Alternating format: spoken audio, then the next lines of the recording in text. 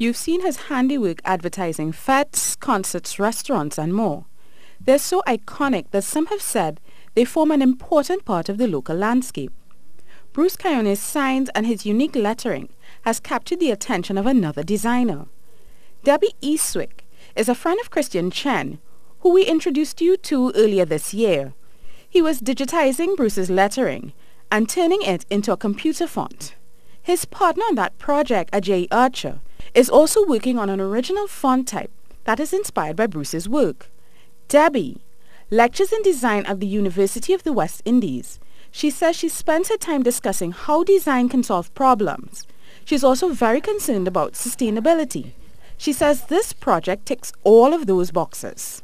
Let me put some of that design thinking into place, into looking at these issues, with the whole sign system, because sometimes the signs will fall off, which can create environmental problems. If they're not valued when they're up, then that's also a problem, because we lose so much of our culture if we just, rip them down because we're worried about them falling off. It takes her 2 hours to make the book, and they must be sanitized because, yes, these are made from signs that were exposed to the elements. She says that smaller signs present a bigger aesthetic challenge. Because with really, really big signs, you could just cut it down. And pretty much every cover will be good enough because of the scale. So you'll find interesting crops that you can kind of lay out.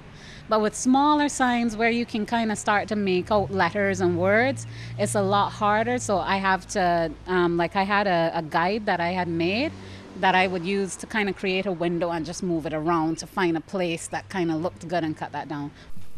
As for Bruce, his audience is expanding and people are contacting him via social media to say how much they appreciate his work. And I think all this exposure to internationally is doing me some good.